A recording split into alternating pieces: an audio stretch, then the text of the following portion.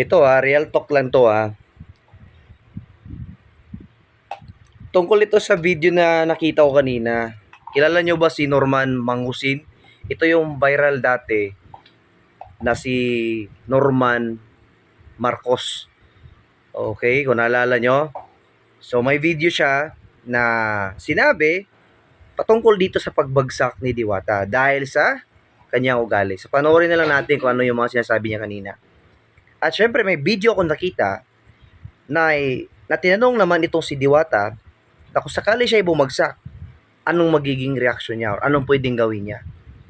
So panoorin na lang natin Pero real talk lang to para sa akin talagang ikaw ay public figure. Dapat ano ka, kumbaga pagbigay ka ng saya sa mga tao kung saan sila yung dahilan bakit andyan ka ngayon, di ba? Tama? Kasi kung wala yung mga taong yan, hindi ka mapupunta sa ganyang sitwasyon. At sasabihin mo 100 pesos ay hindi mo ikakayaman. Hello? Diba? Diyan ka yumaman. Diyan ka kumikita ng 500,000 a day. Dahil sa 100 na yan. Kaya, nako Diwata kontingan naman. Diba? So sige, pakinggan na lang natin sila. Paano maging mayaman si Diwata, boss? Hehehe. Paano naging mayaman si Diwata? Ay, ang dami nagbibigay at saka sinabi niya mismo kumikita siya ng kalahating milyon isang araw. Abay, pagka kumikita ka ng kalahating milyon isang araw, ay di mayaman ka. Ito yung napakahina naman ng dibay-dibay mo.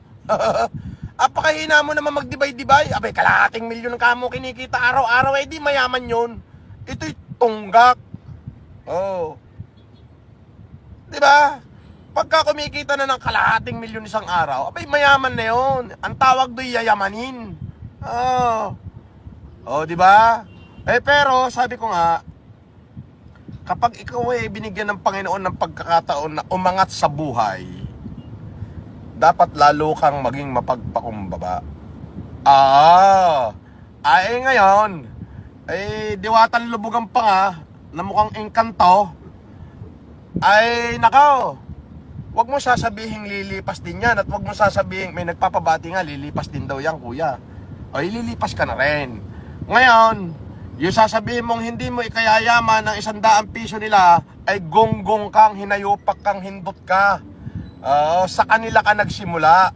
Yung 100 piso nila ang bumuhay sa'yo nung ikay walang wala ay tarantadong ito.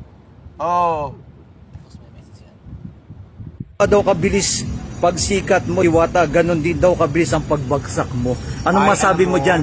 Sabi ni MG yan Alam mo kasi yung pagsikat, pagbagsak, hindi ko naman yung hiniling sa buong buhay ko. At ako, nagsisikap lang ako, ginagawa ko yung tama sa ikabubuti ng sarili ko, no? Ngayon, lahat ng 100% na effort ginagawa ko para makaangat sa kahirapan. So maraming salamat sa mga taong sumusuporta sa akin.